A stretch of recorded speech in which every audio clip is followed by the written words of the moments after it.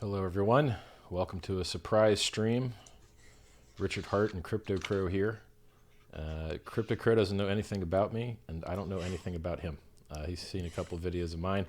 I haven't seen any of his. I think he's a trader, mostly. Crypto trader, I think you are.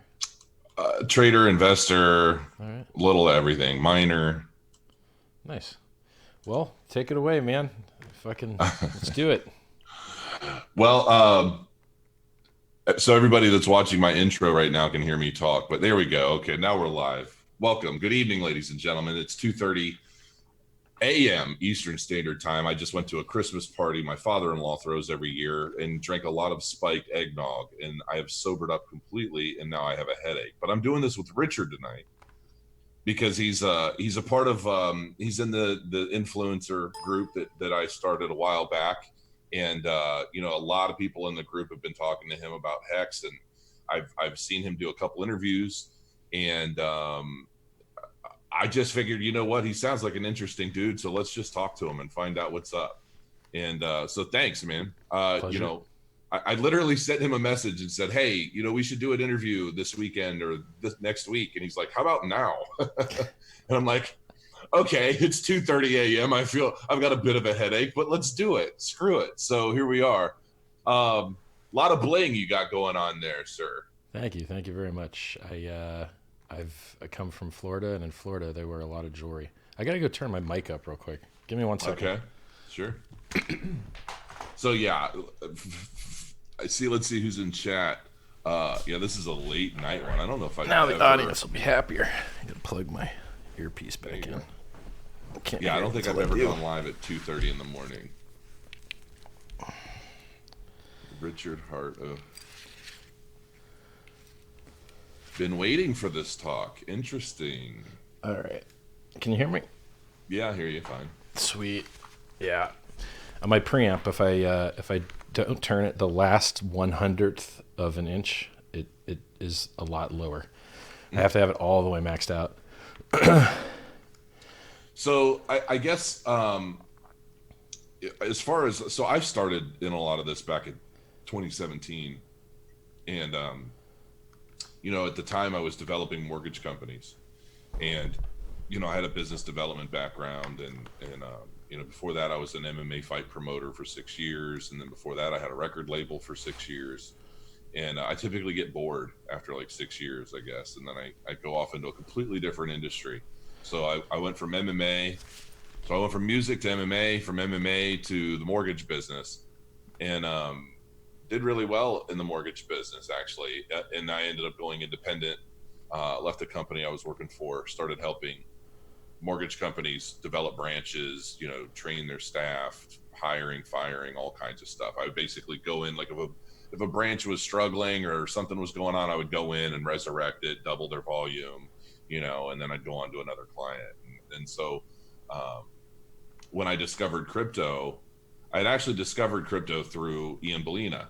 I watched some of his videos, and Superman, and those guys get so much hate, but I'm more of a person. I don't want to say people person, but I think I'm pretty good at reading between the lines in some cases, and kind of judging people based off of their actual who they are, not necessarily some of the stuff that they say or do. I think I was definitely wrong to a certain degree about Roger Ver, because I had prejudged him based off of just watching him yell at people a few times. And then, the more I've learned about him, the more I'm like, oh man, I feel really bad. Like not that I never went and did like I hate Roger Ver videos or anything like that, but it was just, he just struck me as kind of an asshole, Right. And then I realized, in context, when you've got YouTubers that are setting you up for ambush interviews and then they want to just shit all over you, I'd be pretty pissed too, so but that, my background, I got into ICOs and researching ICOs, and I was one of the first guys around that would I would do a paid feature, a paid review, and I would tell everybody, I always disclosed every paid everything. And I was also one of the few people that, I would charge a Bitcoin for a review and I would, and the companies knew they were rolling the dice. And if I thought it was a shit project, I told everybody it was a shit project. So, people knew that even if I was being paid to review something, it was legitimate. Like it was, if I thought it was great, I would tell everybody, I'm excited about this. This looks really good. And if it wasn't, I would tell everybody, this is a shit show and you need to stay away. And so that's a part of what made me popular. I got into mining, and I've built some rigs, and I've done how-to videos, and I do trading. And so that's kind of my background. And so I have crowmining.com and crowtrader.com, and I'm working on another platform. And so that, I've basically kind of used this bear market to kind of establish a basis. All right. And well, I've met a lot of interesting people in the process. I hope that I'm able to share something with you that's even better than mining and trading and other things. I designed it to be so I think... So let's start. So I guess first I want to know, before I even get into HEX, I'm interested in you. Okay. I've seen so much stuff. Like if everybody believed everything they saw in a video about me, I would probably have killed like everybody in 15 countries. And, there's always bullshit everywhere from haters and this and that. And I feel like if somebody gets popular, you're always going to get haters, and they are always going to make up shit about you. So I'm curious, like, who are you? When did you get into the space? Where did you start? What got you to where you are? Like, what's your background? It sounds to me like you're a developer. No. So my first, I was born really lucky. I was smart. I went to the smart kids school, and then I was like the last kid to get into the smart kids school. Someone else had to like fail out in order for there to be space for me. So I went to this thing called Math Education for Gifted Secondary School Students, which is MEGSSS.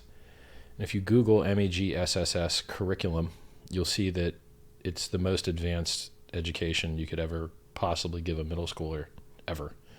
So in 6th grade, we learned logic before math, modus ponens, modus tollens, syllogistic inference, set theory. And we learned that before math. So you could derive math from logic. You can't really derive logic from math. We learned scheme programming. It was just insane, like the best education you could dream. And I was very lucky to get in there. I was the last guy to get in. And then, skip my senior year of college, or skip my senior year of high school, went to early admissions to college because, it's free college, and everyone just wastes their last year of high school anyway, just doing silly stuff. So I figured I'd get a head start on life. Then I had a friend that had started a business. He wrote his own shopping cart and his own website builder. And I thought, well, let's work together. And I started promoting his shopping cart and website builder. And you could private label. So if you had a website design company, you could have your lead designer make a few templates, and then anytime you got a new client, you just chose what template kind of fitted for them, and then instantly you'd have like shopping cart, email, what you see, what you get editor, private labeled, so that when they logged in to edit their site, they just saw your brand. So if you were a website design company or a marketing company, it was a good value add. And then I learned search engine optimization, and that game hasn't changed. The search engine optimization game is exactly the same as it was 15 years ago when I left it. I got to disagree with you there. I did SEO Let's talk for about a long time. Mm-hmm. I used to do churn and burn campaigns that you can't do anymore.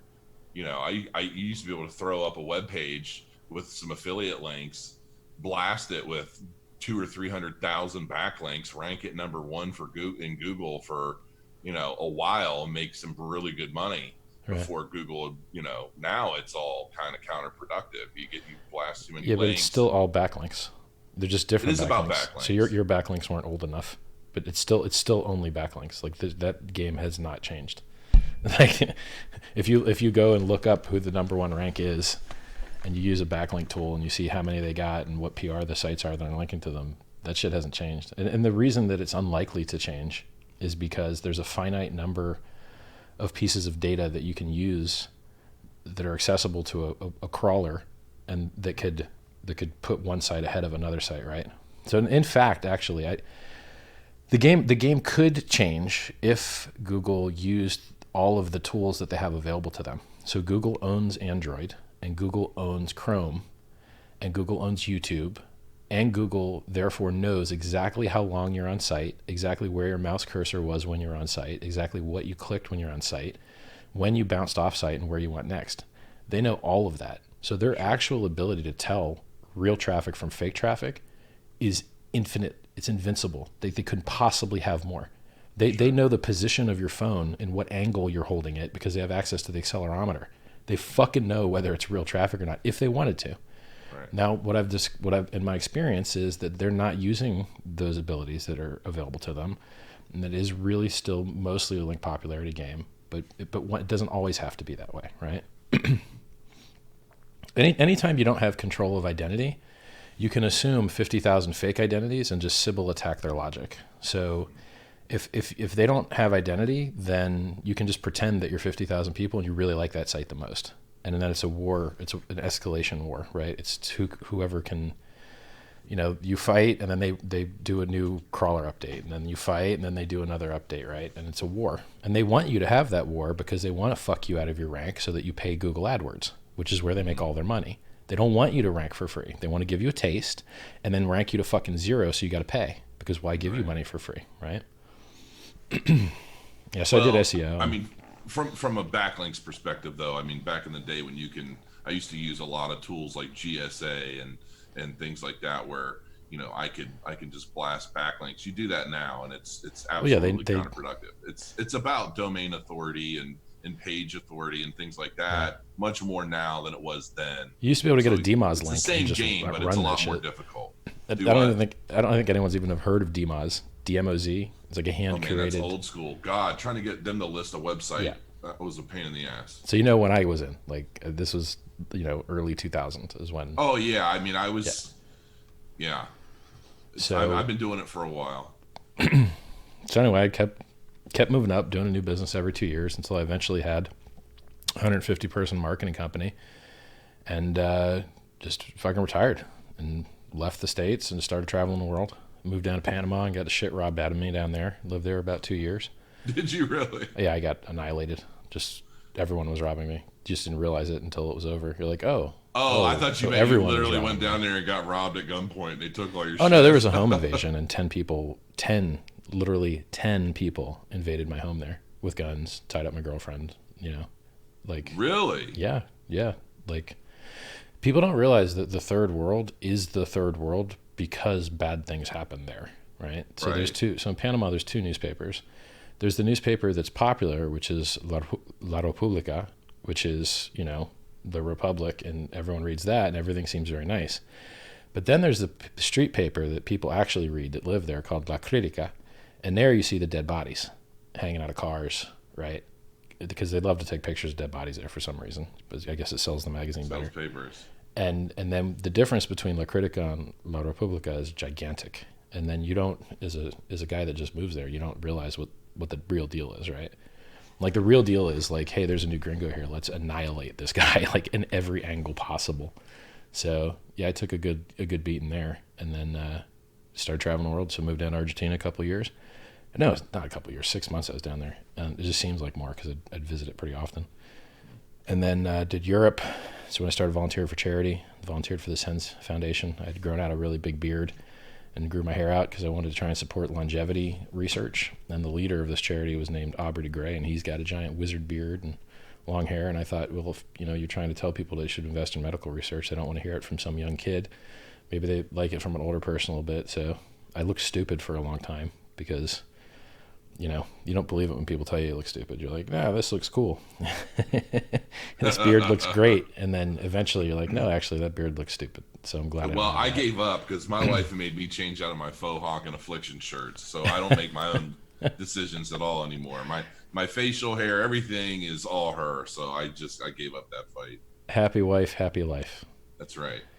So yeah, and then since I was retired, just traveling the world. I lived in hotels for 5 years, just going from city to city, checking it out. Small cities you can't stay too long. Big cities you can stay longer.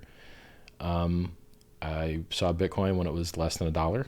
I owned Reddit. I used to read Reddit all the time. And then I saw it when somebody had sold their house for it when it was $1.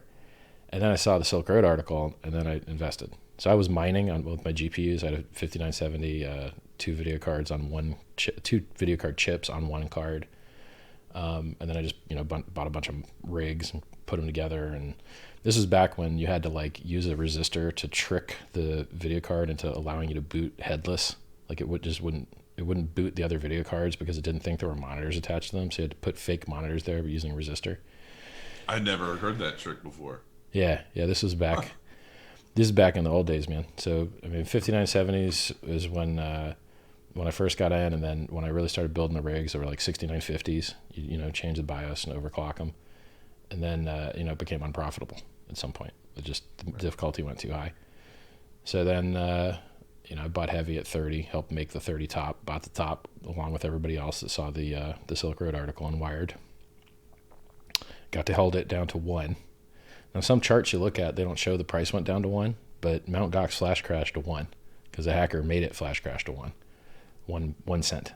So I held Bitcoin through the 1 cent drop, and they rolled those trades back, but in my opinion, they really that shit happened, right? It went to a penny. Wow.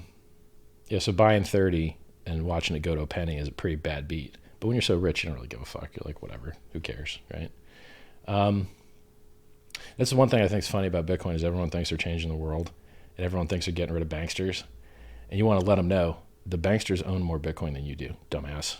Roger was rich before he bought in. I was rich before I bought in. All the other fuckers that own all the Bitcoin, they're rich too.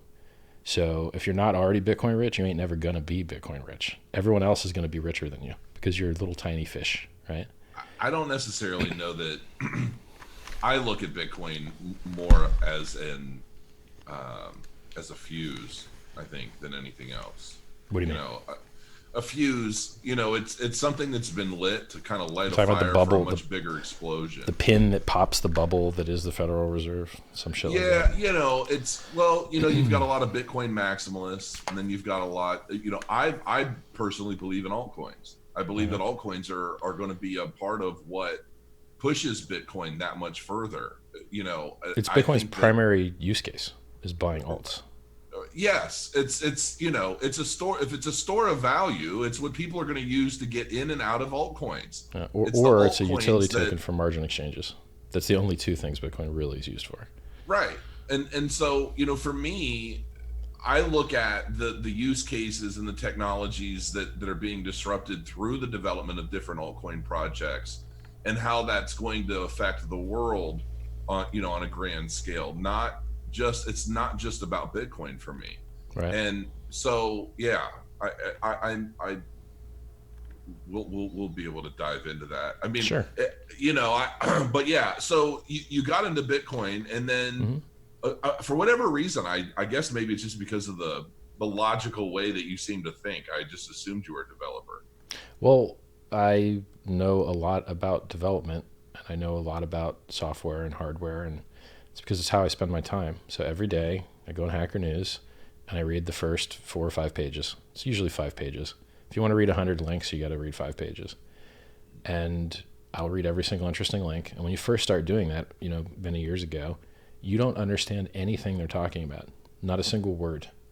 And then as you spend years reading, you know all the words and you understand the design choices and the trade-offs, and you're it's like the difference between being an MMA fighter and being an MMA commentator. They're just different skill sets, right? Right. So I have the skill set of knowing what languages to choose when, and what design principles are better, and what O scaling looks like big O theory, big O notation. And which is just like, if you design it with this format, it's going to scale with this way. If you design it with this format, it's going to scale this way. And for this kind of problem, you should use this type of algorithm to get this type of good scaling, right? So I'm a good generalist, and I know how to make good design choices. However, when it comes to actually writing code, I suck at it. Like, I'm slow, right? I have to look up every function. Like, okay, how do I do multiplication in this language again? Oh, MUL. Okay, fine. And then it's different in every language, right? So you have to learn this new syntax shit.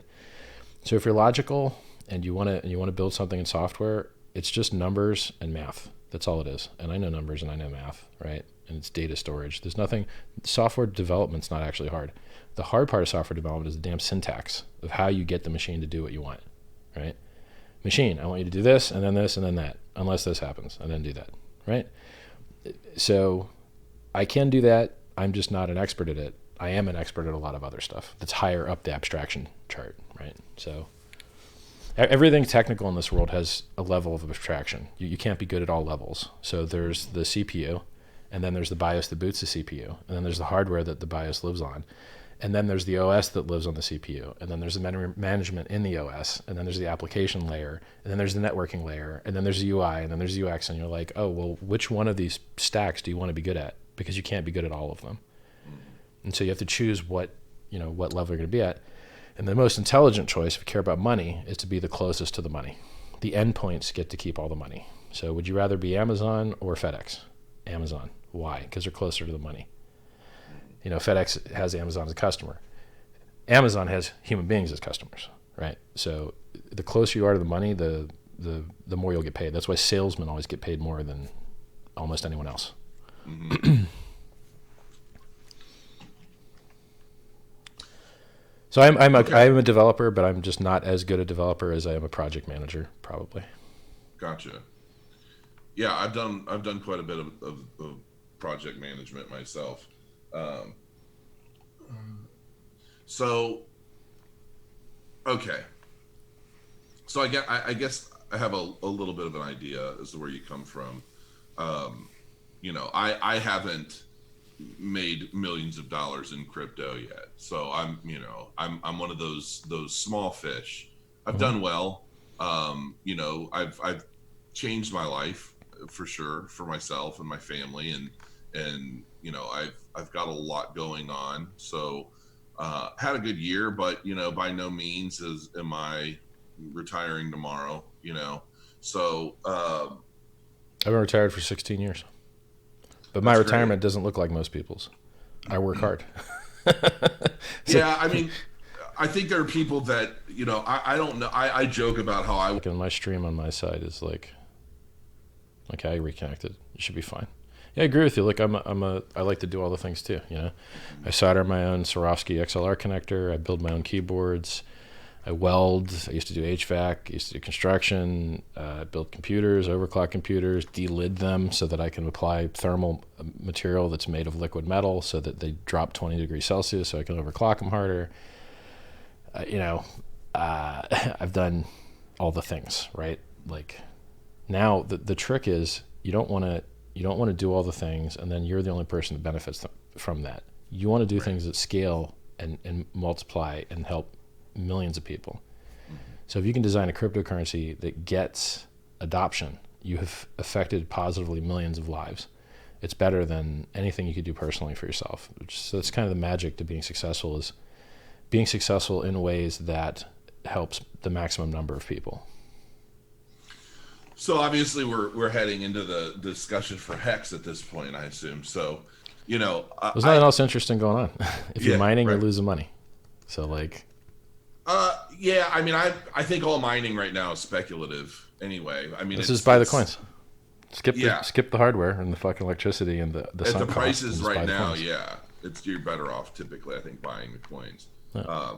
I did some calculations, and if I had $65,000 and I were to just buy Bitcoin at, I think it was like 8,700, I think even at the time. Mm-hmm. Or buy 65 grand worth of mine. And crowmining.com, it's like I make money if people buy miners, you know what I mean? But I've told people, like, just wait, because you're better off just buying Bitcoin at these prices, because the difficulties, it doesn't look like that's going down. Right. And the one thing everybody talks about is having. But if you look at the difficulty charts, the difficulty doubles almost every 6 months anyway. So, and it doesn't seem like anybody really calculates that in over a long period of time. My opinion is if you backtest it, you're always going to have done better buying coins every single point ever in history, ever.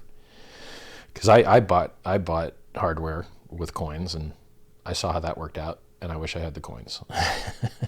Really? Yeah. Because it's just simple, when you take money and you turn it into mining hardware, you hope that you end up with more coins in the end than you could have just bought. Right. And the problem is that when you have difficulty that's always going up exponentially, half of the profit of your miner comes in the first week you receive it. And if you're delayed by 1 week because the people testing it decided to test it for an extra week, you've lost half of the mining profit that machine will ever make. So you're operating this razor thin margin because so many other people are jumping into the same thing. And this happens anytime in the world where you're doing the same business activity as other people. So if you read Peter Thiel's 0 to 1, he describes very clearly that competition's for losers. You want to do something no one else is doing. And then you get all the pricing power, all the margin. Other people have to chase you. You have first mover advantage. You don't want to be a small fish in a big pond. You actually want to be a big fish in a small pond. So it's counterintuitive to a lot of people. So the fact that, you sell mining hardware and lots of other people do, and everyone knows that it's a thing that you can do, that's the reason it's not profitable, because everyone knows about it. Everyone's willing to do it and take that risk and speculate. And then the difficulty's retarded, right? So we're at 3 times lower than all-time highs price, but we're at all-time highs difficulty, which puts price pressure on the currency.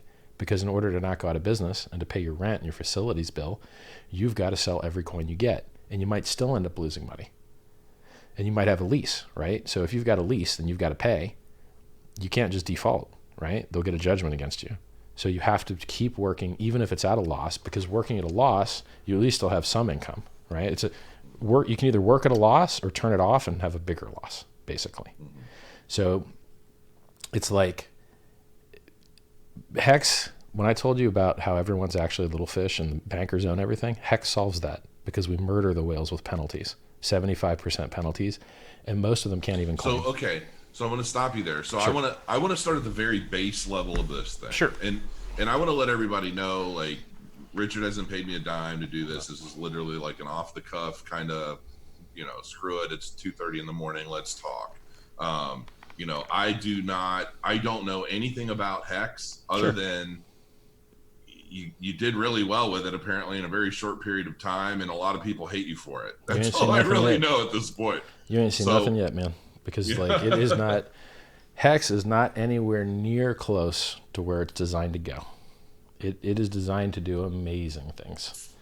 Okay, we're just 11 days old now. Explain to me the general idea of it. Let's start there. Like what created the idea, and then we'll branch out into other details.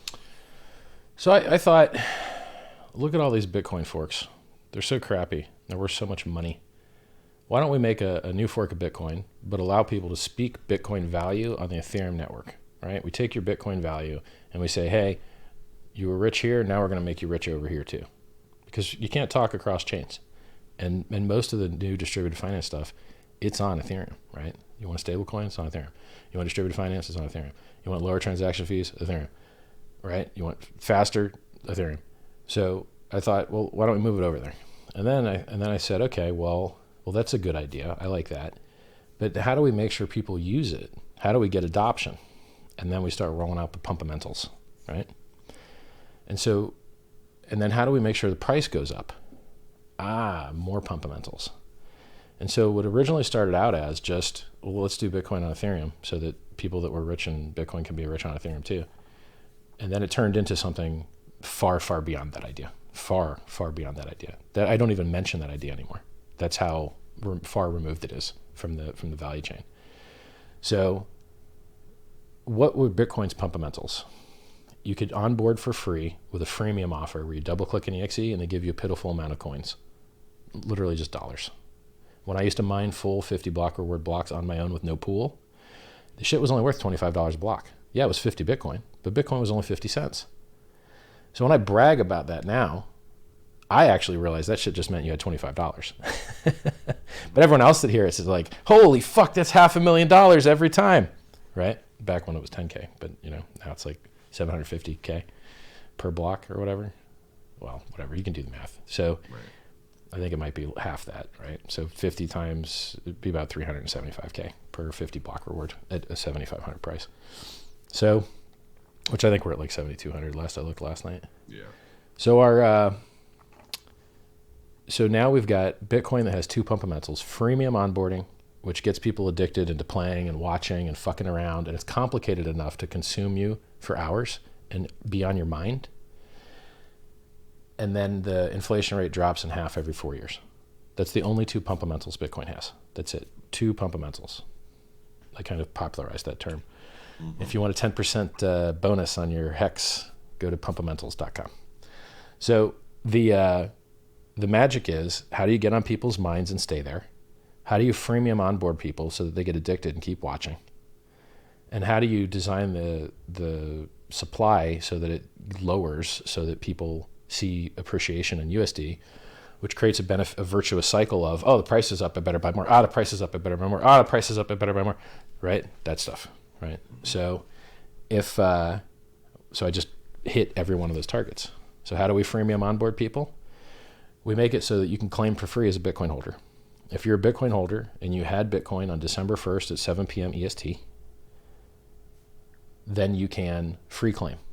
Costs you 1 cent, 1 penny in Ethereum transaction fee. Or you can mine your own block, but it's a lot harder. And what does that mean? It means that you choose the contract code, which is the HEX contract. You run that code, and you mint your own coins, just like a Bitcoin miner. So when Bitcoin miners mine, they invent their own rewards, and the network looks at them and says, oh, that's legit. You deserve this. You can use those. Right? Everyone agrees that what you did was good. It met the rules of the network, and now you can spend those coins. HEX is the same as Bitcoin in that you mine your own coins, you mint your own coins. They can't exist without you. You're the only person in the world that could do it. You're the only person that has your private key. You're the only person that could make that signature from your Bitcoin wallet, and therefore you're the only person that can mint your free HEX. No one else in the world can do it for you. That's very important. So to mint these new coins, you have to have your Bitcoin private key that you use for this? Well, you just need to have a wallet that has the sign function. So Bitcoin Core has the signing function, Electrum has the signing function, Coinomi has the signing function. There's a lot of Bitcoin wallets that allow you to sign statements from your Bitcoin address. It just says, hey, I have the key. I could have spent the money, but instead of spending the money, I'm just going to write a statement that says, yo, look, this was mine, right? And so you go to go.hex.win. If you want 10% extra, go to pumpamentals.com first. It's got to be in the same browser. So you go to go.hex.win, you install MetaMask, you copy your Bitcoin address, you paste it into the claim window, you click claim, it looks up your balance and says, cool, give it a shot, go ahead and claim, sign the statement. And the statement is, claim HEX 2, and then it's your Ethereum address. And then you copy that out, you paste it in your Bitcoin wallet, you click sign, you copy the signature, you paste it back in, you click submit, and if you have 1 penny of ETH, you're done. You just minted your HEX. I would have put a video up that's 1 minute and 24 seconds long. Shows you how to import your keys to Electrum if your wallet sucks and you need an import to a good wallet that allows you to sign. Stake, claim, everything in 1 minute and 24 seconds with me talking slowly. So if I speed ran it, you could do it in 10 seconds, 15 seconds. It's trustless. It's safe. You don't ever put your private keys online. You don't ever have to be online to sign. You can sign offline. Just take a memory stick or copy paste or whatever you want to do. Write it on a piece of paper. Do whatever you want. So how many coins are you getting? So what are you minting? If you had claimed the first day, then you would receive a 20% bonus. Now that you're a week late, you're missing 2% of that bonus. That bonus will continue to go down until the last possible day you could claim, which is day 350. After that day, you can't claim anymore. It's over. Further, you will bleed. Every day that you don't claim, you're giving your coins away to the people that did claim and staked. Not claim. I retract that part about claiming. Every day that you don't make your free claim, you bleed some of your coins, and they're all gone over 350 days. There's none left. And the people who will receive those coins that you didn't want, they will go to the stakers. And so the people that believe in the project and stake and lock their coins up will receive what you lost. So it's the carrot and stick. You get in early, we get you a bonus. You don't get in early, we start hammering you with penalties. But day 350 is not left. How many coins you get at all? It's your Bitcoin times, it's 10,000 base rate and then 20% bonus, which falls off to 10,000 HEX coins plus 20% per Bitcoin owned? Plus 10% if you use pumpamentals.com or somebody else's referral. They all work the same. Yeah. So you'd end up with if you claim the first day, which, it's only weekend. So we're just going to use those numbers because it's easier. So if you had a whole bit, and you can claim with a single Satoshi, and people have. You can claim 1 Satoshi worth of value, or you can claim as many Bitcoins as you want. So if you have a Bitcoin, you get 10,000 base rate, 20% speed bonus, 10% referral bonus. That would be 12,000 times 1.1, which would be 13,200. So you're going to get 13,200 hex per Bitcoin that you free claim. Okay, so I just went and over a minute and a half I free claimed. You already did it. I didn't. I'm just saying, like, hypothetically. Yes. I thought because you could have already done it while we were on the call. Sure. Well, I have to pay attention to what you're saying first. Yeah. So I do that. I've got two questions there. Yeah. A, how did you amass so much Ethereum if everybody's just free minting these coins? Well, there's three ways to get hex. There's four ways to get hex. One, you can buy it from an exchange. And you ask, well, where did those come from? Well, they came from three places. You can refer people. You get 20% as a refer on top of their stack after bonuses. So if, that guy that got 13,200 we were just talking about, because he got in the first day and he claimed a Bitcoin and he used a referral link, the guy that referred him got 20% on top of that. So one, you could be a refer. That's free. You don't need to have anything but an Ethereum address. And you can go to metamask.io in your browser and have an Ethereum address in 1 minute. Two, you can free claim your hex. Or three, you can use the adoption amplifier. The adoption amplifier transforms Ethereum into hex. Now, how many coins are available through that? Not as many as come from the big payout and big payday of all the unclaimed coins. So every day, a copy of the unclaimed coins gets given to the adoption amplifier. So tomorrow, the adoption amplifier will have 1/350th of the unclaimed coins.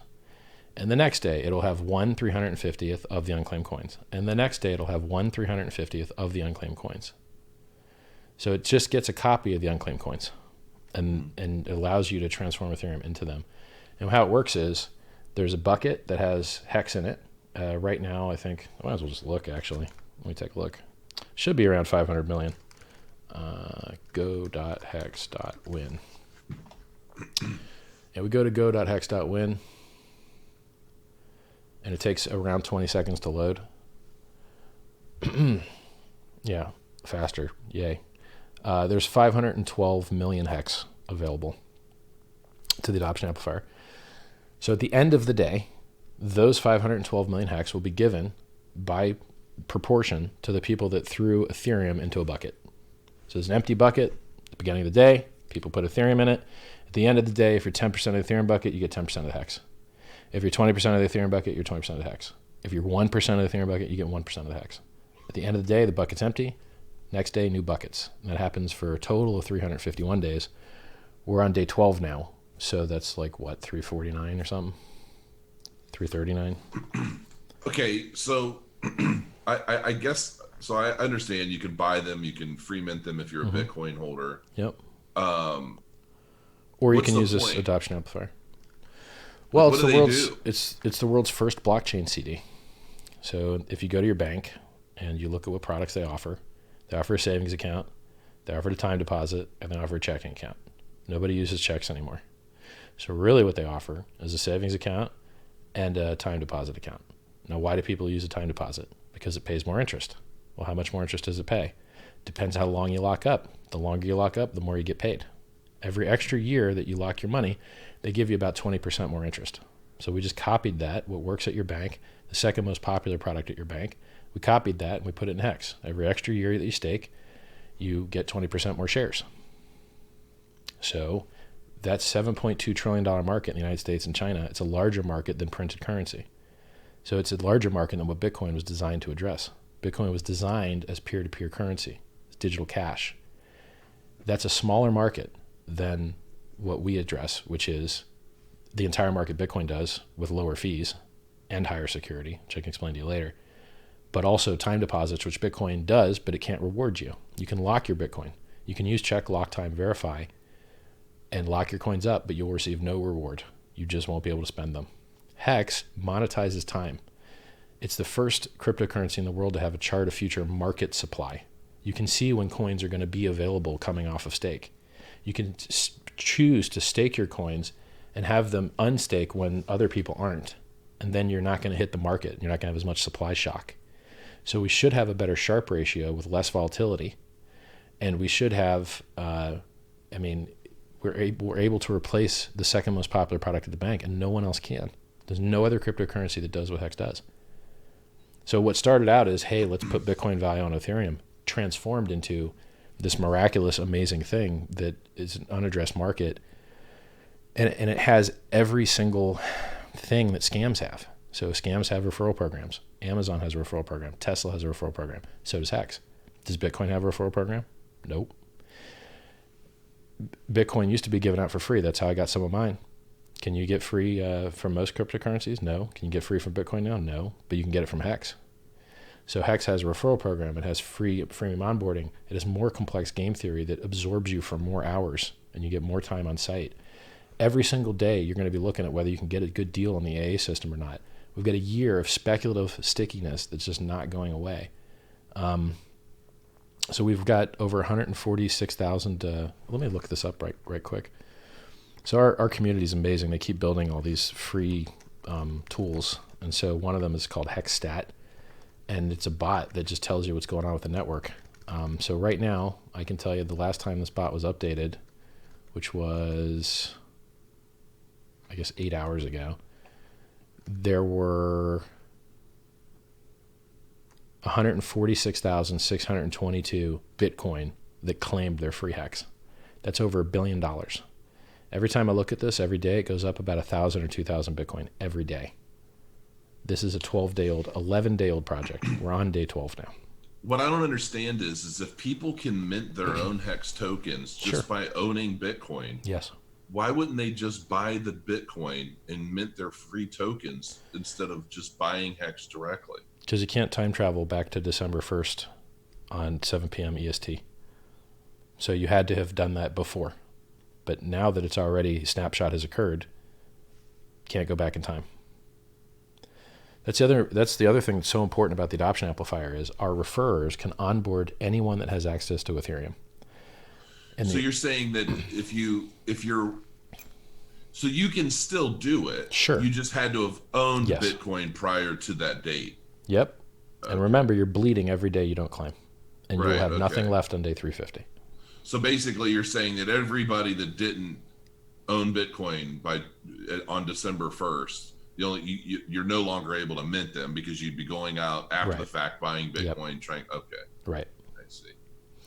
You got it very quickly. You understand it. Yep. So we've got every pumpamental imaginable, except fake partnerships. Right. That seems to be real popular in cryptocurrency. Well, then you're slacking there, Richard. You know what? The community is very effective. They have created a real-time visualization and audio bot that shows you anytime anyone does anything with HEX, stakes it, claims it, anything. It's called hexviz.xyz. That's VIZ. You've had all this shit popping up from the community just in the past 12 days? Yes. It's crazy. It's insane. Like, the community is sick. Like, they're awesome.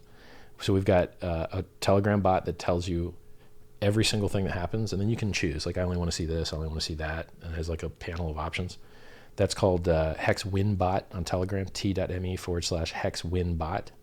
We've got a whale watcher on Twitter, which watches what Bitcoin whales, or rather what HEX whales are doing. You know, giant guy decides to stake for some period. That's twitter.com/whalehex. We've got a chart of future market supply that you can zoom into each time frame and look at when people are going to be ending their stakes, when their stake expirations are set. That's at hexstat.com. And that's also, he's also got a bot, same guy, and that's t.me/hexstat. So when I tell you how many Bitcoins have been claimed, I use his tool to look it up. When I tell you, how much revenue how much ETH has been transformed into HEX, I look it up on his bot. So for instance, right now, the biggest claim that's ever been made was 2,146 BTC. There's 85% of HEX is staked. The circulating supply is 2.6 billion, sorry.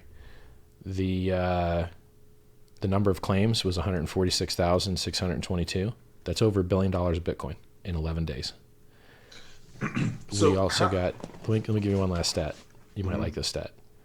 People have sent to the contract over $5.5 million of Ethereum to be transformed into HEX in 11 days. It's insane. Yeah. And this is with $0 spent marketing.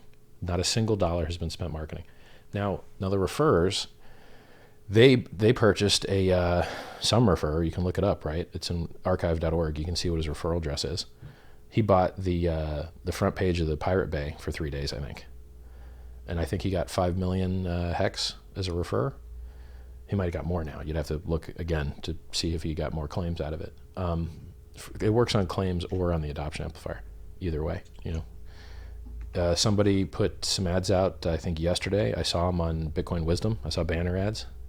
And then I had other people that sell banner ads contacting me saying, hey, we see your advertising. I'm like, I'm not, but someone is. Cool, thanks for letting me know.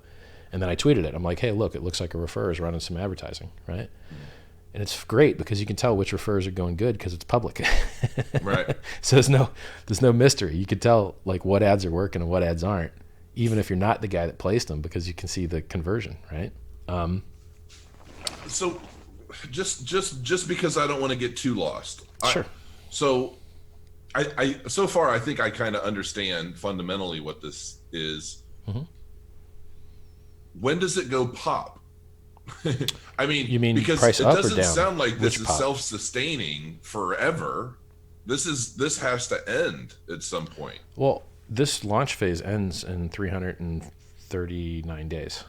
So launch phase, you're calling Right. it. So this is a period where we go from 0 coins to hundreds of billions of coins, where people had nothing and then they have lots, and people are dividing up and deciding who's going to control this thing for the future, who's going to have the biggest parts, who's going to have the biggest hundreds stack. of billions. Yes. Yep. Hundreds of billions. So ultimately, the coins you have today, wouldn't they be just diluted in value over time as more coins go into the ecosystem? Not if you're the one that's getting all the inflation. See, the problem with Bitcoin is that when it inflates, it goes to people that aren't you, and then it gets sold on market to push the price down to pay for electricity to pollute the environment, because that's a security model. Requires waste. And it works. And we have some... What's the actual use case to drive the use of so many coins? Like, who cares if I had 50 billion kumquats? You know what I mean? If they don't do anything. Listen, if you look at the top 100 cryptocurrencies, Dogecoin's worth $250 million. Right. We do not live in a world where utility is tied to price whatsoever. Now, I can tell you that HEX... Sure. Yeah, I hope that it one day becomes that way. HEX is more secure than Bitcoin, has more virality than Bitcoin, has more things going on. Like it is better than Bitcoin except for liquidity, because it takes time to build that up. Retail adoption, lol. There's 1,800 sites you could spend your Bitcoin on. Most people don't. I'm sure that maybe next year there'll be 700 sites, right? Right. So we're more secure, faster, freemium. Everything's better than Bitcoin except for liquidity and retail adoption. And I guess in theory, maybe if something tier 2 becomes successful on top of Bitcoin, then you could claim Bitcoin was part of that too. So that should be enough, right? That should be enough. But it's actually more than enough, because in cryptocurrency, all you need is people to believe. If they believe, the price goes up. If people press the green button and they don't press the red button, the price goes up. And in HEX, it's harder to press the red button because you're locked up. You're locked up. So how are you going to sell if you're locked up? You can't. You can emergency end stake. If you emergency end stake, man, you could nuke your account. You could nuke it to 0. You better know what you're doing. It's an advanced feature. I would suggest you be very careful about using the emergency end stake feature, because you could literally 0 your account. To me, it almost sounds like a game of Hungry Hippos, and it's, in a sense, it is, because it's. But look, I don't understand where I think at some coming point, from, I think at some exactly. point, this thing will drop 85% or 95%, like so many other coins have done. What will drop? Every single coin in crypto that's not a stable coin tends to drop 85 to 95% at some point. Yeah, well, we've just seen that. Right. So people ask me questions that don't make any sense. They're like, "How can it go up forever?" I don't think it will. That's not what cryptocurrencies I didn't say go up tend to do. forever. I said not go you. on You forever. didn't. You didn't ask a silly question. I'm saying other people. You know, I try and tell you to the best of my ability the most truthful answer that I can. I think cryptocurrencies are volatile. I think they can go to zero. And I think it's very, very common that they drop 85 to 95%. Bitcoin's done it at least 3 times. Bitcoin's dropped 85. Because I feel the whole market's been boosted off of speculation. And, well, that's all there is. A lot of people jumping in without understanding exactly there isn't what the anything hell it else. is anyway. Right, but look, Amazon dropped 95% too. And now it's 50% of all commerce on the internet in the United States every year.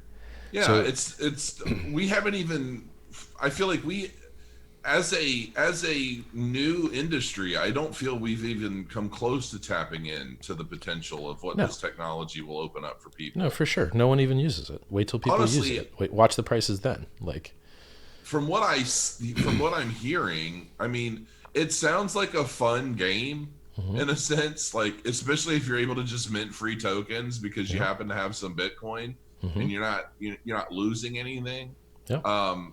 In that regard, it sounds kind of like a fun game, but in a sense, it does kind of sound a bit Ponzi-ish. Yep, it does.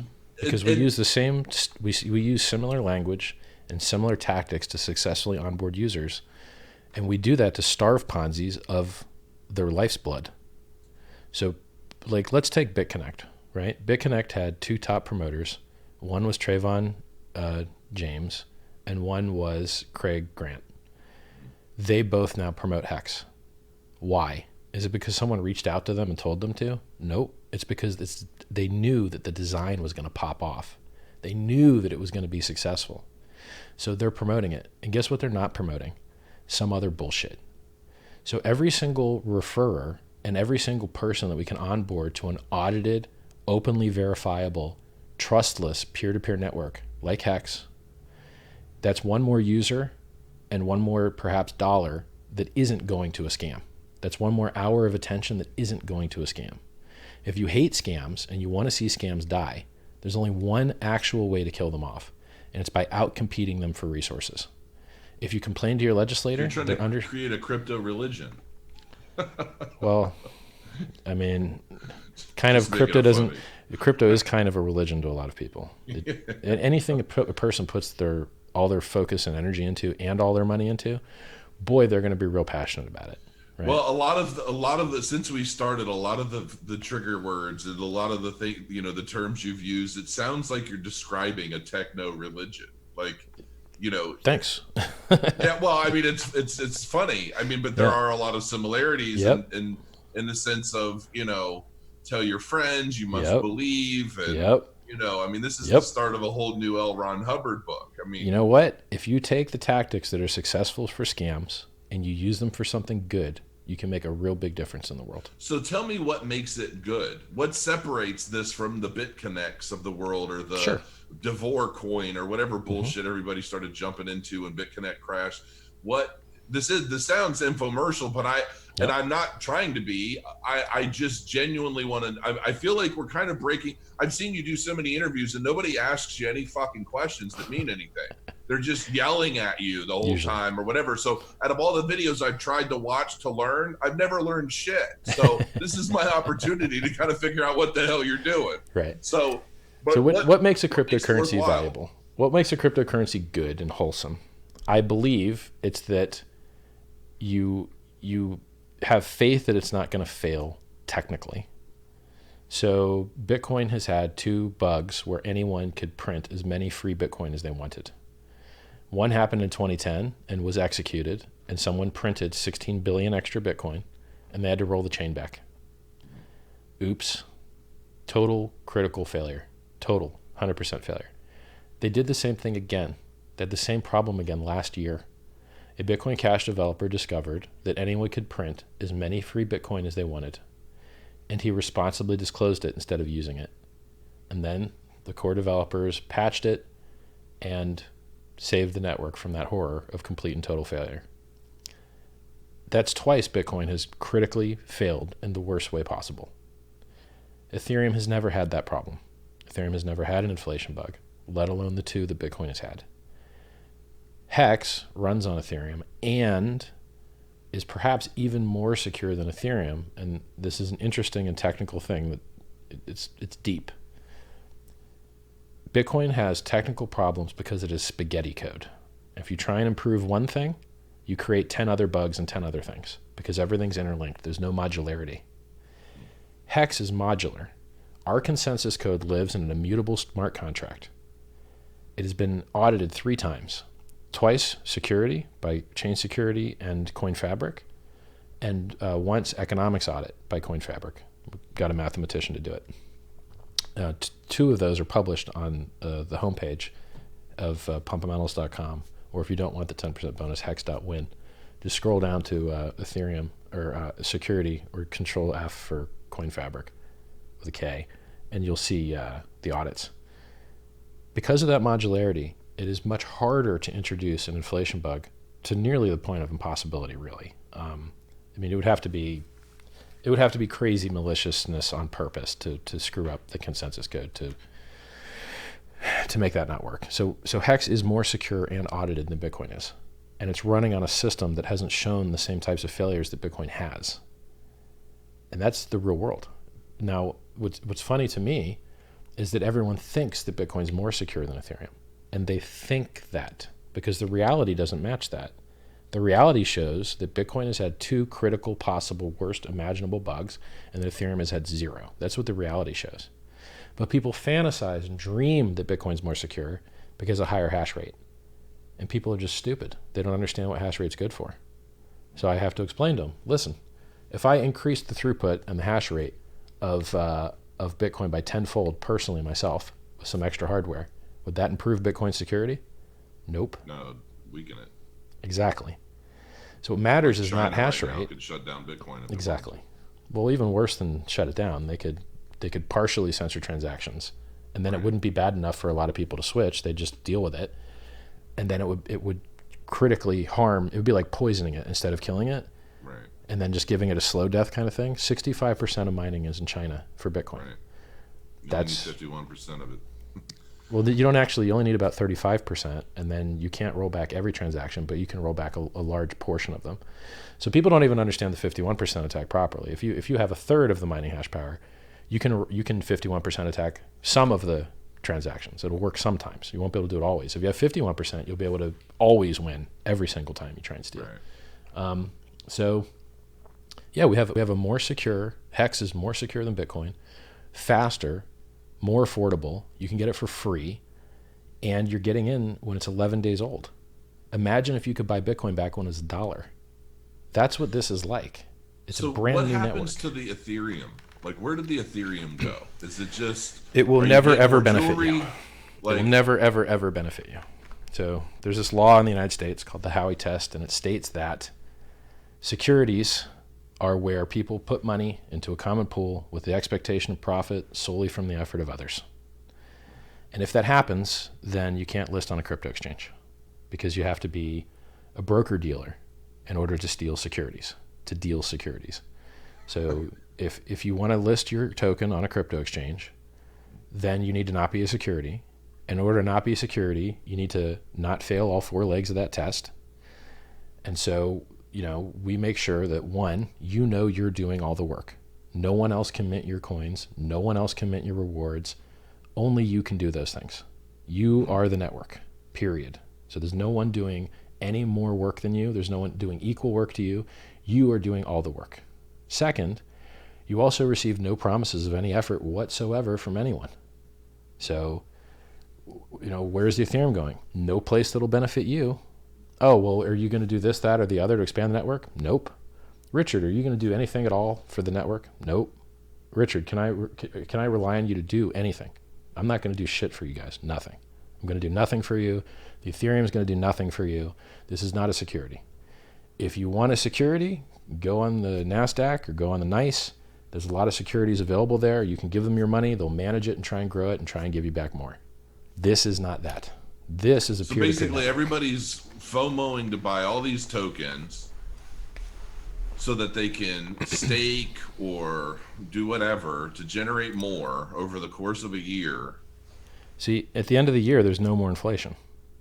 At the end of the year, there's a maximum of 3.69% inflation, and it'll probably be far less than that because it's only paid out the end of a stake.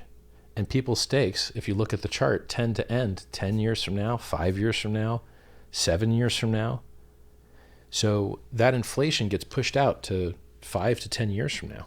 So our actual inflation rate is far lower than 3.69%. Further, if you're an average size, average length staker, there's 0% inflation to you because you're the one being paid the inflation. Staking HEX is like getting free mining hardware and free electricity. All the inflation gets paid to you.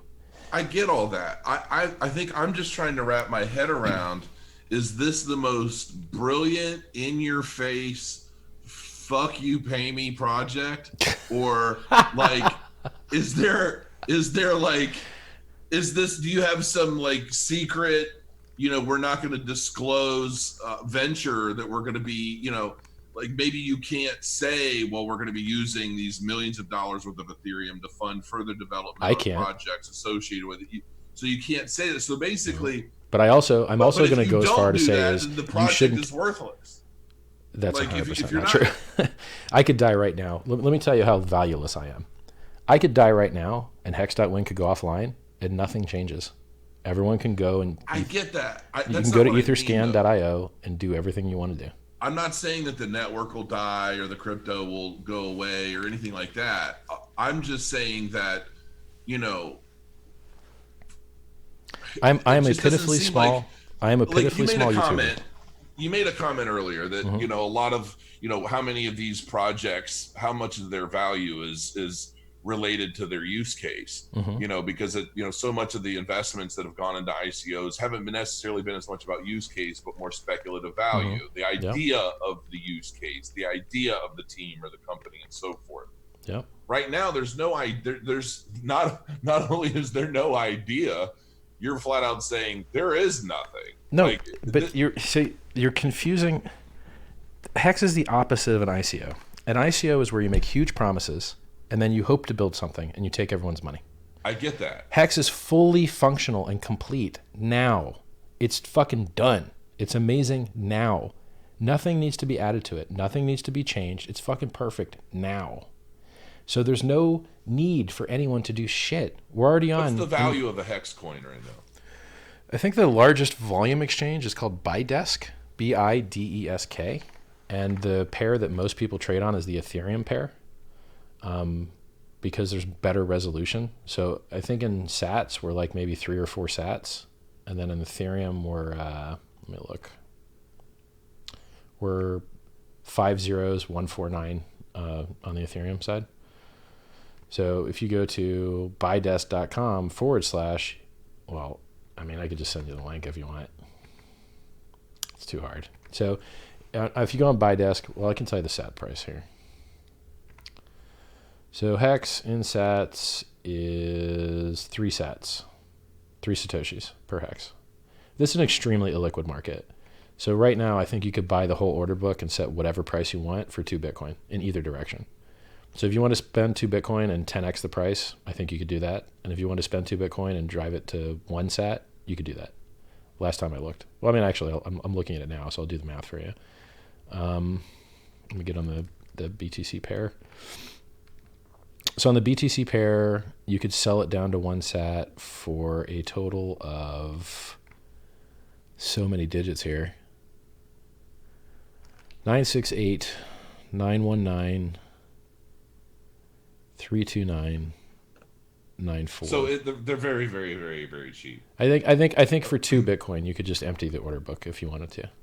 So it's not really good price discovery yet. We're on 9 exchanges, by the way. So that's a lot. Not knowing you, basically, the world, everybody that's buying these coins is. How many of them do you think are? Expecting you to further enhance either the network or its use case or partnerships or stuff that makes the value greater and withstands the test of time?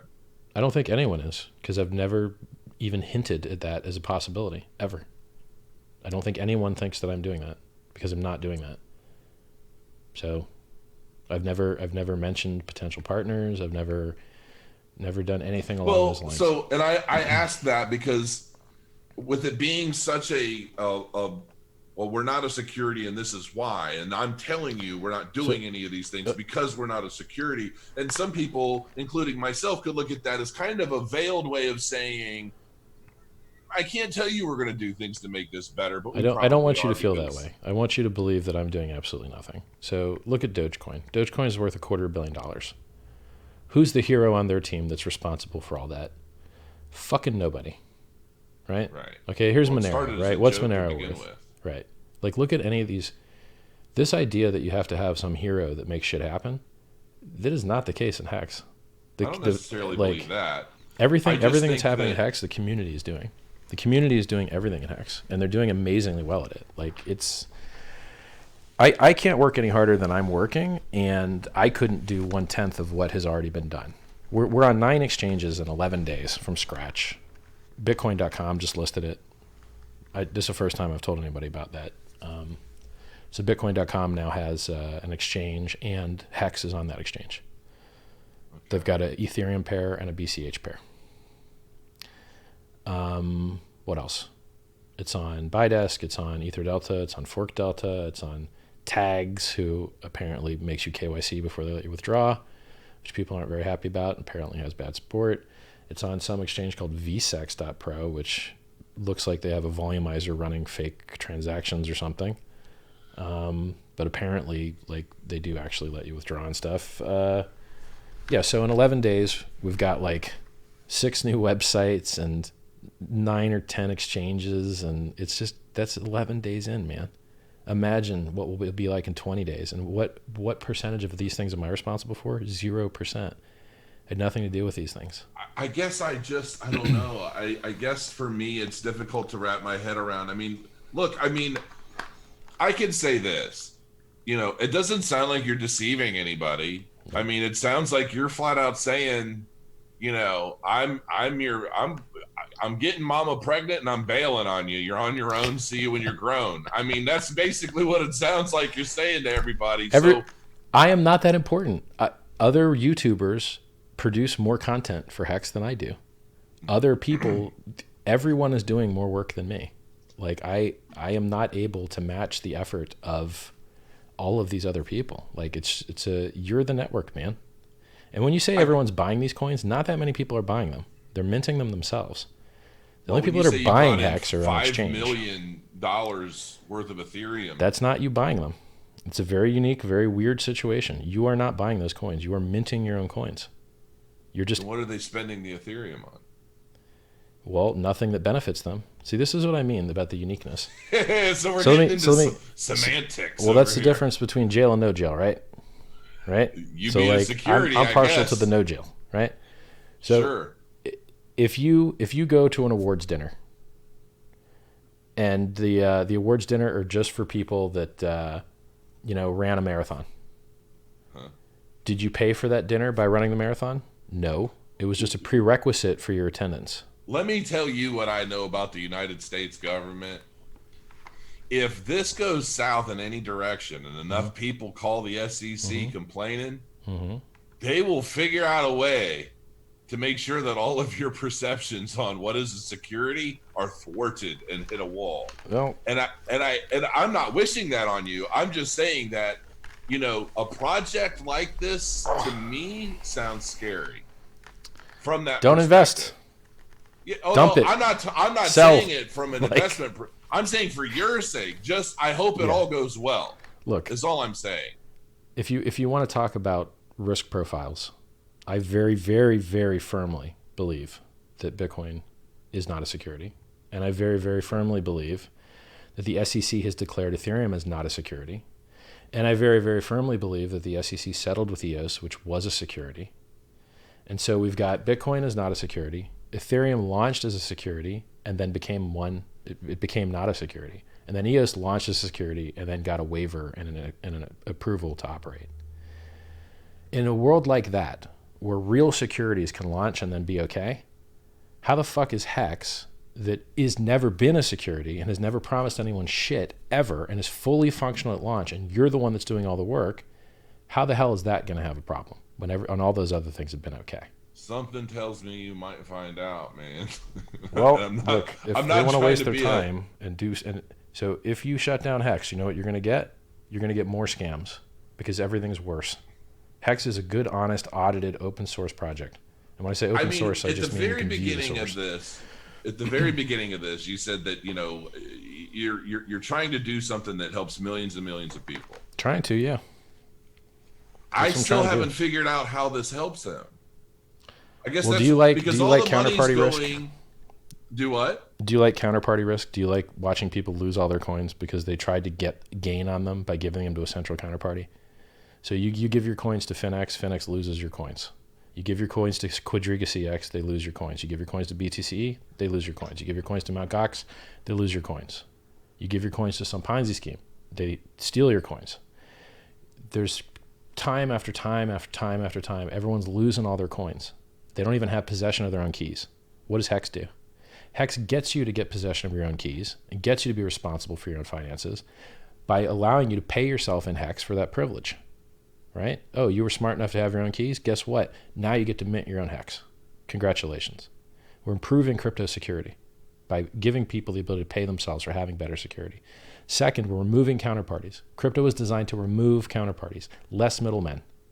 And what is everyone doing? The opposite. They're giving all their fucking keys and all their fucking coins to middlemen like BitGo, like Celsius, like BlockFi, like all these fucking guys that hold your coins, and then you beg and hope and pray that you ever see your coins again. That's worse for the world. And HEX solves that because you mint your own rewards, you mint your own coins directly with the software. It gets rid of all those fucking counterparties.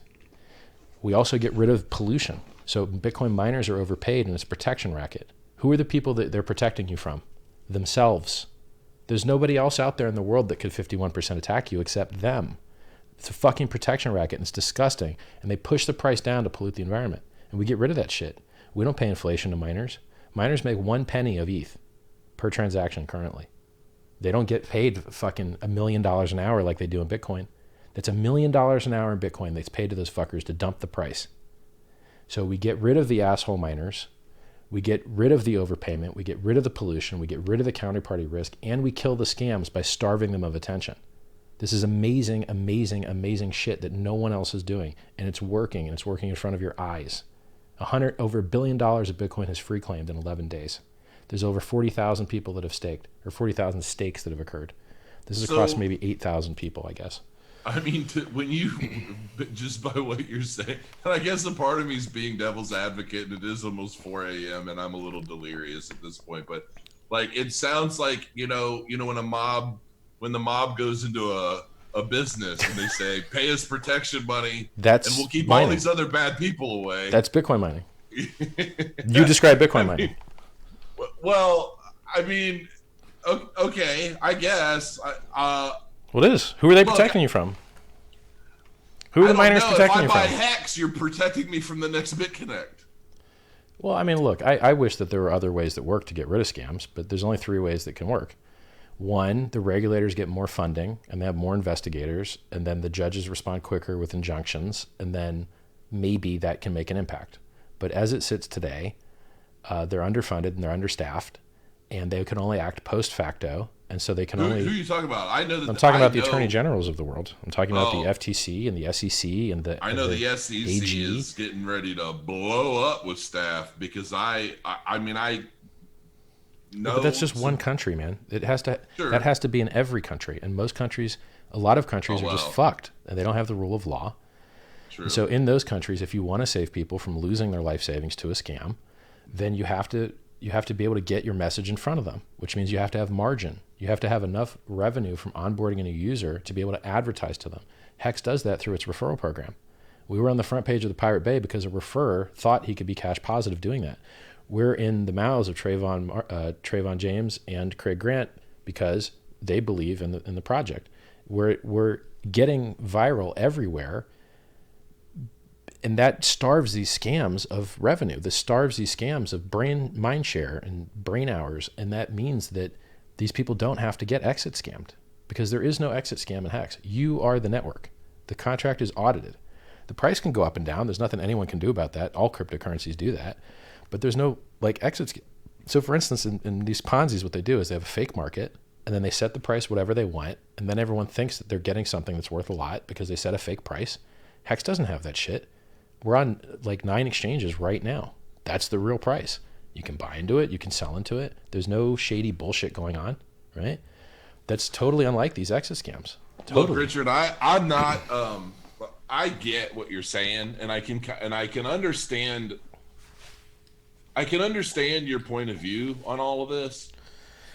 Look, you think it's a scam because everything that you look at is mostly a scam. First of all, I think the word scam is thrown around way too loosely. I mean, scam anymore doesn't even have a meaning. I feel like if somebody doesn't like you, you're a scam. It's like saying, oh, well, your fart smells worse than this guy, you're a racist. It's like, it's all bullshit nowadays. I don't buy into any of that. So I don't necessarily think that this is a scam, because I think that you just showed up on everybody's doorstep and said, give me money, I'll give you something else that's never going to be worth a shit. You don't have to give anyone money. You don't have to give anyone Ethereum, money. You don't have to give anyone Ethereum. If you don't want to give anyone Ethereum, don't. You can mint your coins for free, or you can refer people. Well, period. You don't have to do shit with Ethereum. Nothing. Yes, you can. You can be a referrer after December 1st.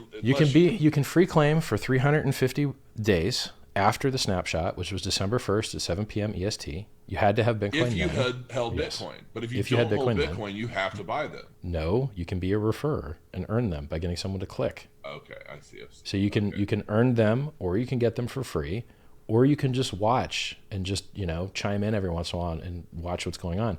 Did you ever play Entropia Universe? No. Okay. Because Entropia Universe, their economy is basically, it's a real cash economy MMORPG game. Mm-hmm. And, everything that you do in the game costs real money. Mm-hmm. And one of the ways that they get rid of, people saying, oh, well, this is an illegal casino, is that you can go and you can sweat sheep in the game for money. Yep. You get such a minuscule amount over a long period of time, but Mm-hmm. because of that, you can potentially and technically play the whole game without ever spending a dime. You realize Bitcoin pays dividends to people. You get inflation in Bitcoin every year, around 4% right now. Let's call it around 4% right now. Bitcoin inflates 4% every year, and it rewards people that just pollute the environment and sell the price down. But no one's fucking crying and whining and complaining about Bitcoin being a scam that just enriches those guys to get $1 million an hour. But that's the fucking reality, right? Mm-hmm. So I don't understand how you can build something, give it away for free, audit the shit out of it, and then people just can't understand that it's better. It's cheaper, it's more secure, it's given to you for free, it has better pumpamentals, it just came out, it's on 9 exchanges. Like, what the fuck more could you want? The only thing it's missing is anonymity. It has every other fucking thing you could want. I mean, more secure, cheaper. Like, what the fuck else am I supposed to add to this shit for you to be like, yo, this is good? And I don't get it. Like, what the fuck? Bitcoin's not that good, man. It's just, you have a fucking piece of software you run. You have a password. You have your private key. And it allows you to reduce your number to make someone else's number go up. That's all it fucking does. This is not hard to understand shit. It's just a digital ledger, right? Yeah, I like I said, I'm not a hater. I mean, my personal perception of the whole project is to each their own. I don't necessarily think that this is. I think you catch a lot of hate because it sounds like you've accumulated a substantial amount of Ethereum in a very short period of time. If you think $5.5 million is substantial, it's not. Well, maybe not to you, but to someone like me and to a lot of other people, it's a significant amount. Wait a year and then see where it's at, and then you can talk about it. Oh, trust me, I'm very well aware. I mean, if ETH's going to go back up, and when it does, I mean, that 5 million is going to look like nothing.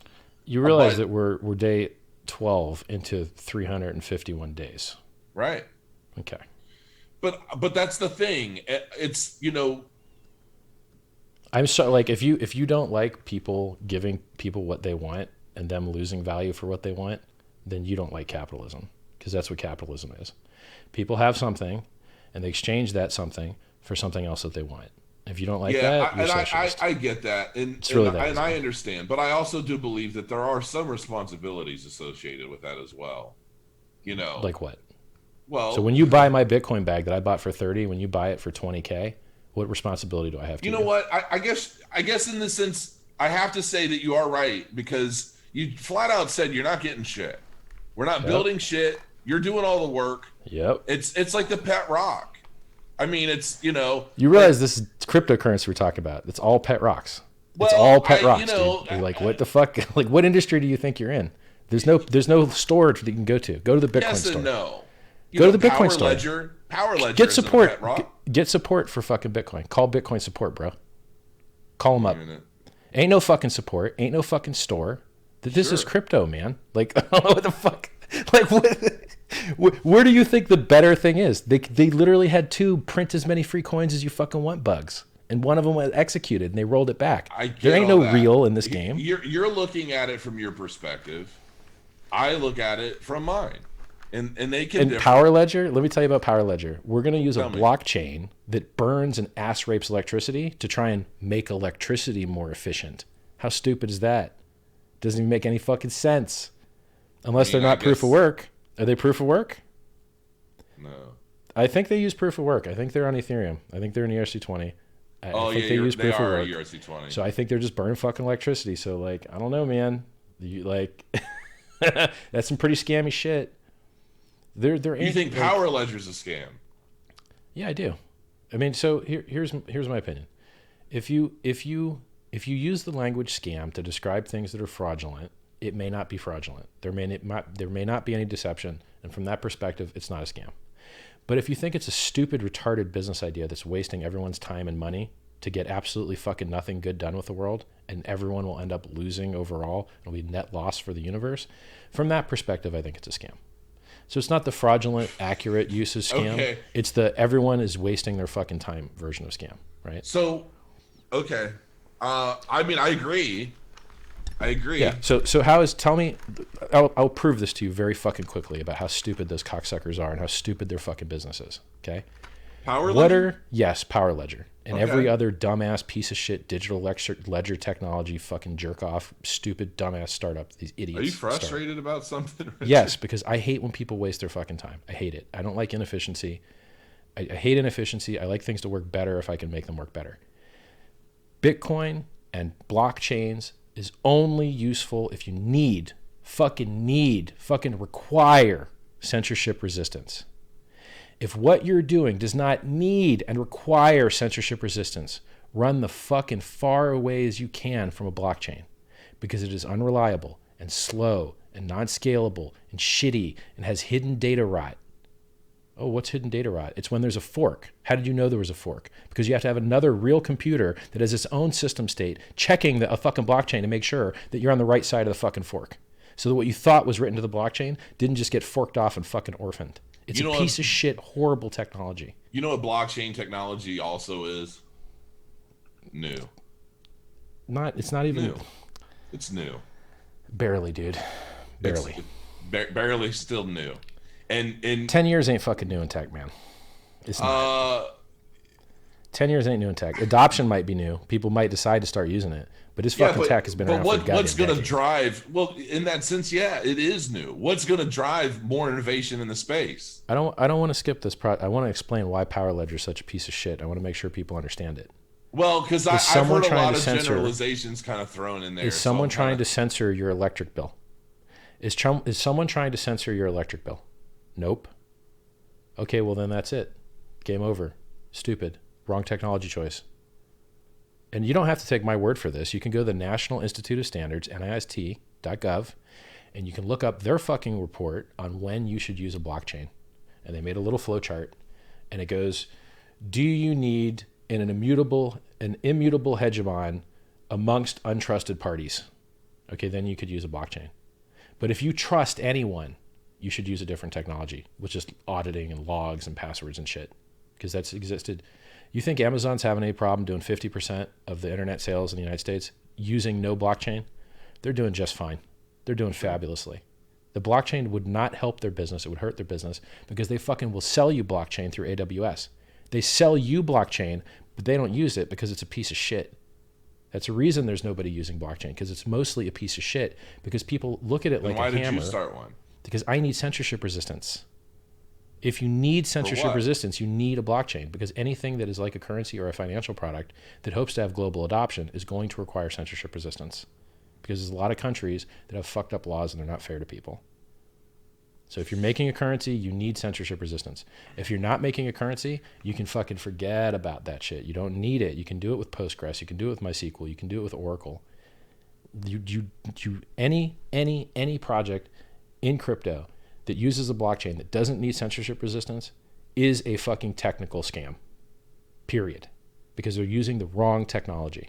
They're fucking everyone over with some buzzword hype, word salad bullshit to get paid, when they could have used in a fucking SQL database and had everything work better and be faster and cheaper and more efficient and more reliable. And it's that simple. So censorship resistance, blockchain. I wish it wasn't 4 a.m. for me, because I would be much more useful in this discussion, but I feel like this has been a pleasure. I mean, I don't particularly have anything against you, Richard, and I don't necessarily think... I don't know why everyone keeps talking about me. I'm irrelevant. Look at the code. Read the fucking code. I am. You're not irrelevant. You planted the seed. You planted the seed in the project. That's true. I planted the seed. So it is what it is. If it goes amazingly, I'm as relevant. You're going to be the one cherished and loved, and if it goes south, you're going to be the one with 1 million people in your... Well, fucking be ready, because it's crypto. At some point, the price is going to go down at some point, right? Like, we designed a lot of things to try and help that be less, right? Because you can stagger your stakes where they end. And we're onboarding new users with good, mechanics and shit. So it's designed really well. It's designed to help have less volatility. It's maybe the first cryptocurrency in the world other than a stablecoin to have that. Well, but I bet it still dumps at some point. It dumps from where it is now? Well, it's pretty fucking low right now. It's not much. It can't go much lower. Exactly. Man. Yeah, it's pretty. They'd have to change the exchanges to allow for more decimal places if you wanted it to go lower. Right. Which they could do. But if everybody's buying, I mean, why would there be a lot of volume, and why would there be a lot? I mean, it sounds like if you want more of them, you're staking them anyway. So right. I can't imagine why there would be too many sitting on an exchange. The reason the exchanges are so. If you have a brand new exchange that doesn't have any users, and I'm the one that says, hey, look, there's a new exchange, who's going to go to that exchange? People that have already got HEX. And where did they get the HEX from? The awesome trustless onboarding where they minted it themselves. So there's no counterparty risk. So what do they got? They got HEX. Okay, well, what are they going to do with the exchange? They're going to fucking sell it, right? Because what else? It's not like the exchange is bringing its own pool of buyers, because it's a fucking no-name exchange, right? So if a real exchange that has real users of their own, that have real fucking currency, that type of exchange lists HEX, which is very likely because good projects tend to get listed, right? And I think this is a good project. Then we can see, what the real market price is. But trying to do price discovery on an exchange where anyone could set the price for 2 Bitcoin to as high or as low as they want, that's not really good price discovery, especially when the only customers to that exchange are people that have got a bag of HEX, because otherwise no one's ever heard of the fucking thing, right? It's just not... There's a lot of caveats and pitfalls for looking at an illiquid exchange that only has one type of user on it. Let's see what it does when it's on a real exchange, right? Well, I'm going EOS launched with the same system. Huh? EOS launched with the same system and generated $4.2 billion in revenue. I never touched EOS, and I still don't. I have a lot of weird hiccups with EOS personally, but like I say, to each their own. I don't. I just. Why don't you do this? Why don't you do this? Why don't you claim your free HEX? This shit takes a minute, and then use it, and then see how you feel. Because a lot of people that have never used it, they don't understand how good it is. Once you actually use it, then you're like, fuck, this is good. But what am I going to use it for? That's the thing. It's when you say use it for dude. What? Go ahead and free claim it and then sell it. You go ahead and free claim it, and then 10% that's not auto staked, you go ahead and sell that shit on market. You go get paid, bro.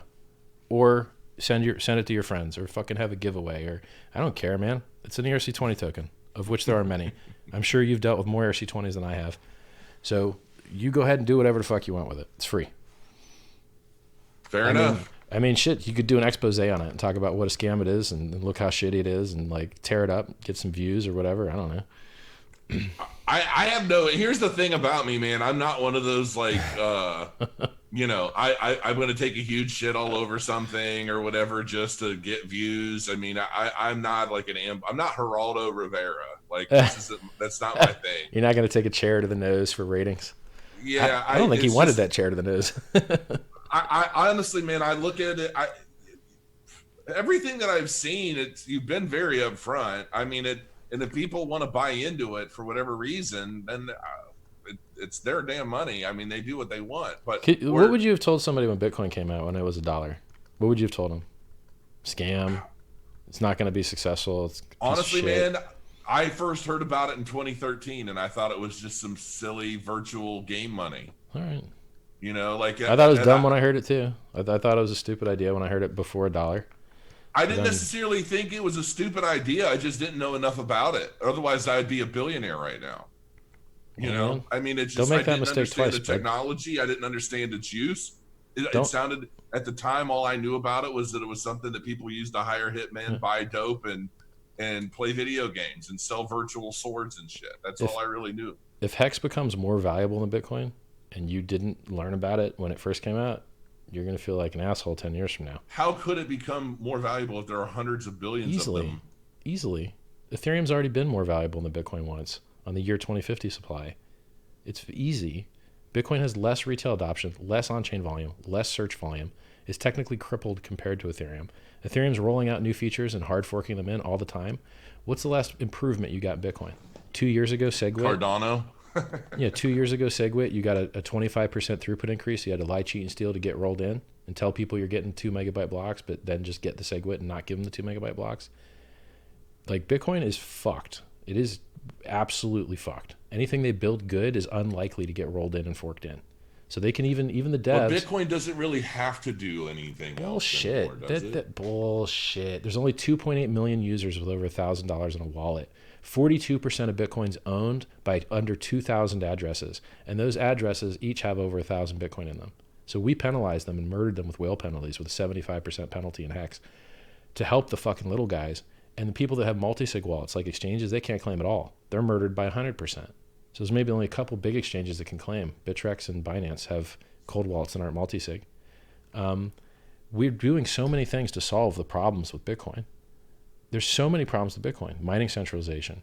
The fact that you have to buy an ASIC miner from somebody that, you know, probably doesn't even speak your native tongue, has bad support, ships it to you at a bad time, you know, dumps the price, difficulty's too high, inflation bugs, which really means mint as many free coins as you want bugs. Spaghetti code won't get any new improvements because they want hard forking. We've covered all that. But it's a summary. Like, Bitcoin's fucked. I get it. Bitcoin is fucked. How are you enjoying your 14K to 7K drop? How's the 20K to 7K 2 years later? Sure, it sucks, but I also have enough faith that it's going to go back up. Why? It might not. It I still have a little bag of fucking Bitcoin. Yeah, I wouldn't mind seeing it going up, but you know what? I don't really fucking believe. I'd rather have a bag of ETH. I'm pretty sure if you were smart, you probably just put $5 million worth of ETH into Bitcoin until it goes back up to at least 20 grand. I would 100% not choose Bitcoin over ETH. Not at all. Not at all. Not at all. Well, technically speaking, the more immediate gains would probably come from Ethereum or altcoins for that matter. Dude, but ETH is killing Bitcoin's ass. Every distributed finance thing is on ETH. So what did blockchain finally do? They're like, yo, we're gonna try and do our own little DeFi thing. I want to dive so deep into this, and I want to talk about Cardano, and I want to talk about I want to talk about this, but let's talk about Cardano versus HEX. HEX exists. We will in the future. HEX exists and works now. Let's talk about Filecoin. HEX exists and works now. Let's talk about every other project that launched before HEX and still isn't out, and HEX is killing it and exists right now. Hey, Richard, hold on a second. Yeah. Go ahead. I had to hang up. That's fine. I gotta go to bed, dude. I feel you, man. It's 4 a.m. But look, man, it's fun. We'll do it another time. But I could literally feel my head falling. I've been there for a week now. I know what it's But like. this has been interesting. If this were in the afternoon, we would be going for 3 or 4 hours. I'm pretty fucking sure, and it'd be the first time I've ever done it. So in the Another time, future, man. we'll do it again All if right, you good want. night, bro. Ciao. Good night. Thanks, man. Hey, everybody. Yeah, I'm passionate about Hex. I fucking like it. I think it's great. It's doing what it's designed to do. I'm really, really happy about it. So here, let me ask you guys if you got any questions. This will be one of those rare moments where chat gets their questions answered. Let's check it out here. Oh, and so no one uses the fucking link to sneak on my stream. Let me turn that shit off. Oh, I guess it's already off. Okay, good. Had somebody sneak on my stream once using a link that I gave somebody. Funny.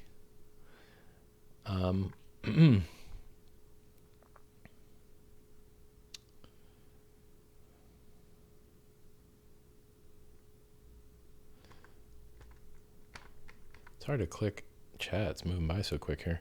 Somebody says, I like the candles. This is a single candle. That's how good my camera is. I'm illuminating my face with one candle. Now I have a camera that's even better than this camera by a lot. So I have an A7R2 for my main camera because it's got better autofocus.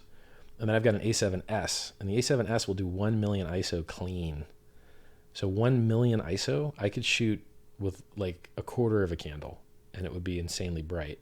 But I prefer to have the better focusing. So I shoot A7R2 for the main camera.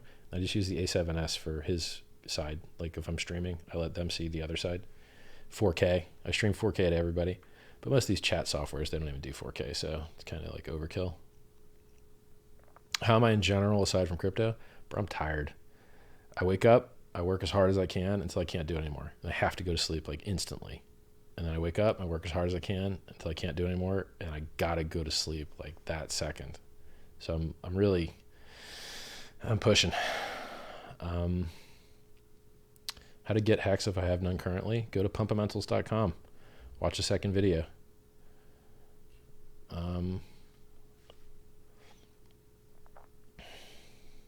Somebody says I only trade HEX. Fuck other crypto. Gotta unblock his comment here. The probably reason I'm doing these candlelight streams is just because it's less hot in here. Like I'm sweating right now, and with the big chandelier on, man, it just gets so much hotter quicker.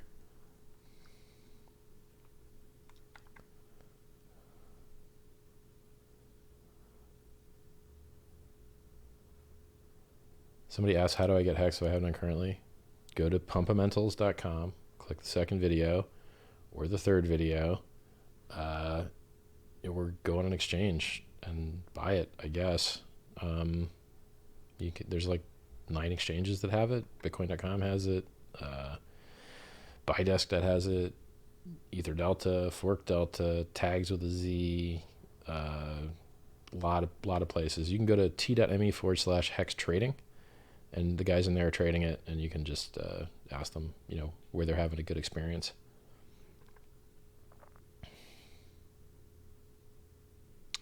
Does HEX penalize BTC whales, or does it by design incentivize the ETH path? For what purpose? To enrich the ETH wallet over free minting. I know it penalizes the whales up to 75% if they have 10,000 BTC in their address or up, and up to 100% if they have multi-sig. As far as the ETH path, like if you like it, mint your own HEX by transforming ETH into it, or don't. Like, it's up to you. It just gets a copy of unclaimed coins. It doesn't get as much as the stakers get. The stakers get a bigger payout on day 353 than the AA system gets. So these appeals to like unfairness are invalid.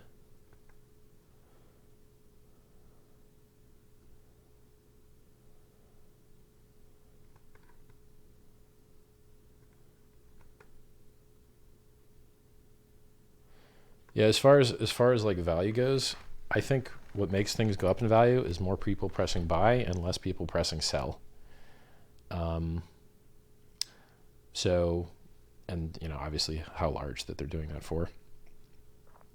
So I think time locking is a good way to make people not press sell. And I think referral systems is a good way to get people to press buy. And I think innovative first of a kind features that have never been done before, good way to get people to press buy, I think. And then, for your perspective, do you care who locks up some coins? Do you care if it's one whale that locks up some coins, or 10 whales, or 1,000 little guys? I don't think it matters exactly what type of person's doing the locking, as long as they're not selling.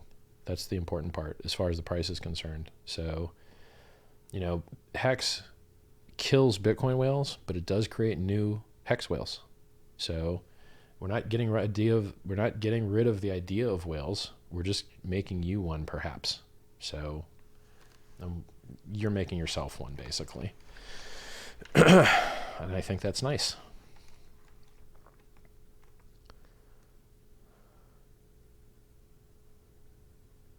Yeah, I'm sweating my ass off. So I'm going to head off. I hope you guys enjoyed the surprise stream.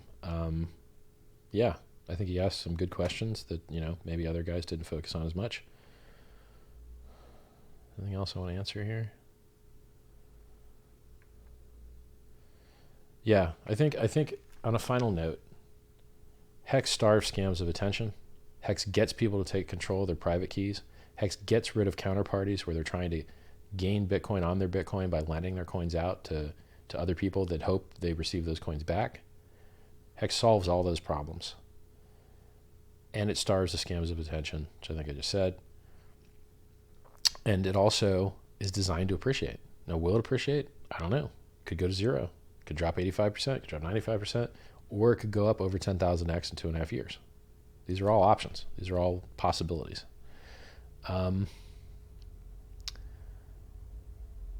If you look at what the whales are doing, it's on the chart. It's all public. If you go to hexstat.com, one of the community members has put up a website where you can see a chart of all the expiring future HEX stakes. And that is amazing, because you can see who believes and how much they believe. And right now, 85%, as of 8 hours ago, maybe 9 hours ago now, 85% of HEX was staked. I wouldn't be surprised if it was more now. That means that only a small portion of those coins are unstaked, and only a small portion of those is likely to hit market. And therefore, your actual liquid supply that you could try and use to suppress the price and not let the price go up is pretty small. So if this system state tends towards that, high lockups, low circulating supply, and the demand is static or increasing, I think you're going to see insane price appreciation. Now, let's see how it works out in the real world, right? It's only 11 days old. So it's only 11 days old, and it's only on exchanges where you can empty the order book for 2 Bitcoin in either direction. So we're early days, and I think you have the opportunity of a lifetime. I think this really can overpass Bitcoin in the market cap charts and onboard millions of users, which Bitcoin's not doing. It is designed to do that. So let's find out how well it can do it together. Go to pumpamentals.com. Go to t.me/hex crypto. Go to twitter.com/hex crypto. Go to youtube.com/hex crypto. Go to richardheart.win on Twitter. If you want free books, I wrote some self-help books, t.me/scivive, like Survive Through Science. I've got a price calls channel, t.me/Richard's Calls, which lately has just been a lot of HEX news, because what is the price in Bitcoin doing? Nothing good. I guess the last chart I posted there was a timing analysis of the Plus token Ponzi and how their balances went up and how the Bitcoin price went up with them, with the thesis that Plus token bought the bottom and made the top when their founders got arrested at 14K, which seems to fit pretty nice on the chart. What else? We got memes. We got HEX memes. We got a channel for people that hate HEX called HEX Bad, t.me/HEX Bad, where we let people post cancerous, disgusting, horrible things. We've got HEX claims, HEX videos, HEX BS, HEX AA, HEX crypto dev for devs. We got like so many Telegram chats. HEX trading, HEX charts, HEX, like, it's unbelievable how many HEX chats we have. What else? Oh yeah, if you want to donate to charity, go to t.me. What? If you want to donate to charity, go to sens.org, sens.org. They take crypto. What else? Told you about the Bitcoin.com listing. What else? Yeah, I don't know. I don't know what else. I guess somebody rolled out some ads yesterday on Bitcoin Wisdom. There were some banners. It said HEX program to pump. And then, is there any other news? We're on Coin Paprika and some other, like Coin Market Cap and Coinomine or something. Price listing kind of charts, things. All right, I'm tired, man. I'm going to get off. Guys, let's all go to the moon together. It's been a pleasure. Talk to you.